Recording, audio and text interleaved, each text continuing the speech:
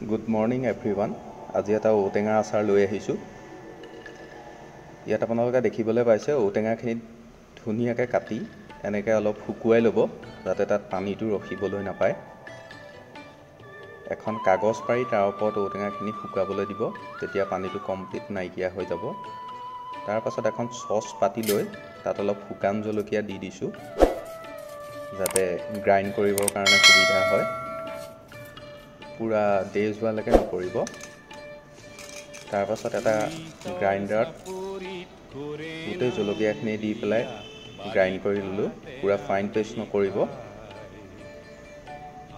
এয়া হোৱাৰ পাছত আৰু এখন পেন পাতি লৈ তাত সম্পূৰ্ণ যিখিনি মছলা থাকে মছলাখিনি দি ল'লোঁ। মছলাখিনি অলপ সময় ভাজি ৰাখিব যাতে তাৰ কেঁচা গোন্ধটো নাইকিয়া হয়। মছলাখিনি ভাজি লৈ মছলাখিনিও গ্ৰাইণ্ডাৰত দি অলপ গ্ৰাইণ্ড কৰি ল'ব। পুৰা গুড়ি নকৰিব, অলপ গোটা হৈ থাকিলে আচাৰটো খায়ো ভাল লাগে। এয়া মছলা পিছা হৈ গৈছে। আপোনালোকে দেখিবলৈ পাইছে মছলাটো কি ধুনীয়াকৈ গ্ৰাইণ্ড হৈ গৈছে। এয়া আপোনালোকে দেখিবলৈ পাইছে মই এখন পাত্ৰত সম্পূৰ্ণ ঔটেঙাখিনি উলিয়াই লৈছোঁ। অকণো পানী নথকাকৈ ঔটেঙাখিনি শুকাই গৈছে। এনেদৰে বনালে বহুত দিনলৈকে ভাল হৈ থাকে। ইয়াৰ পাছতে এটা পাত্ৰত ৰঙা জলকীয়াৰ গুড়ি, গুড়, ঔটেঙা সকলো বস্তু এয়া দেখিবলৈ পাইছে। শুকান জলকীয়াৰ গুড়ি, গুড়, এয়া কাশ্মীৰী মিৰ্চৰ পাউডাৰ যাতে অলপ ৰংটো ধুনীয়া হয়। এয়া শুকুৱাই থোৱা ঔটেঙাখিনি। এতিয়া এখন কেৰাহী পাতি দিছোঁ। কেৰাহীত অলপ মিঠাতেল দি দিছোঁ। তেল যিমানে বেছিকৈ হয় সিমানে আচাৰটো খাবলৈ ভাল হয়। তেলখিনি অলপ ভালদৰে গৰম হ'ব দিব। তাৰ পাছত দি দিছোঁ তাত অলপ ক'লা জিৰাৰ গুড়ি। ক'লা জিৰা দিলে আচাৰৰ টেষ্টটো খুব ধুনীয়া উঠে। তেলটো ভালকৈ গৰম হোৱা নাছিলে কাৰণে অলপ ফেন উঠাই গৈছে। এতিয়া দি দিছোঁ তাত অলপ গুড়, কাৰণ আচাৰটো যিহেতুকে বনিছে জ্বলা, মিঠা, টেঙা সকলোকেইটা টেষ্ট থাকিব।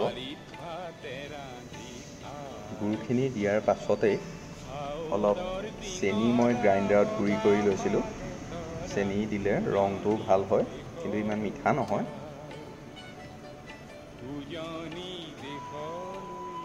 জোখমতে চেনি দি ল'ব। বৰ বেছিও চেনি নিদিব।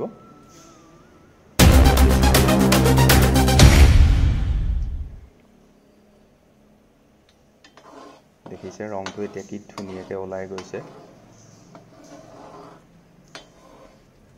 ইয়াৰ পাছত অলপ যেতিয়া ভালকৈ কালাৰটো আহিব, অলপ তাত কাশ্মীৰী মিৰ্চ, যিটো শুকান জলকীয়াৰ গুড়িটো থাকে, এইটো জ্বলা নহয়, ৰঙৰ কাৰণে দিয়া হয়, অলপ এড কৰি দিব। জলকীয়া গুড়িটো দিলে ইয়াৰ ৰংটো খুব উজ্জ্বল হৈ পৰে। মই যিহেতুকে আচাৰ বৰ বেছি বনোৱা নাই, সেইটো কাৰণে ইয়াত 2 পেকেট ব্যৱহাৰ কৰিছোঁ। তাৰপাছত জোখমতে অলপ হালধি পাউডাৰ ব্যৱহাৰ কৰিব। খোলা হালধিটো দিলে ভাল, তাৰ ৰংটো ধুনীয়া উঠে।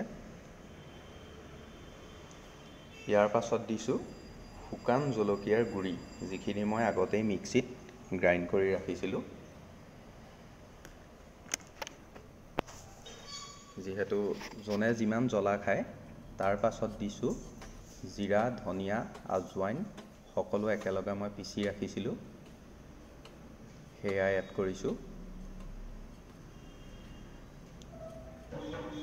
সম্পূৰ্ণ মিশ্ৰণখিনি এড হোৱাৰ পাছত এখন হেতা লৈ গোটেই মিশ্ৰণখিনি মিক্স হোৱাকৈ অলপ লৰাই দিব, যাতে কোনো গোটা অংশ তাত থাকিব নোৱাৰে। দেখিব পাইছে কি ধুনীয়াকৈ বস্তুটো মিক্স হৈ গৈছে। ইয়াত এতিয়া এড কৰিম মই আগতে শুকাই ৰখা ঔটেঙা।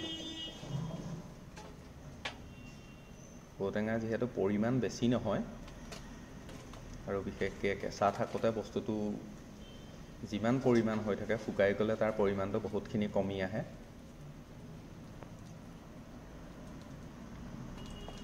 এয়া ঔটেঙাখিনি এড কৰা হৈছে। ইয়াক মিক্স কৰি দিলে দেখিবলৈ পাব ইয়াৰ ৰংটো কি উজ্জ্বল হৈ জিলিকি উঠিব। আৰু এনেদৰে আচাৰ বনাই ঘৰত প্ৰস্তুত কৰি খোৱাৰ মজাটোৱে বেলেগ। আৰু এনেদৰে বনাই খাব, কেতিয়াও অপকাৰ নহয়। এতিয়া ইয়াত অলপ জোখমতে নিমখ এড কৰিছোঁ। নিমখখিনিও আচাৰত অলপ বেছি দিলেই ভাল হয়, খাবলৈও ভাল লাগে।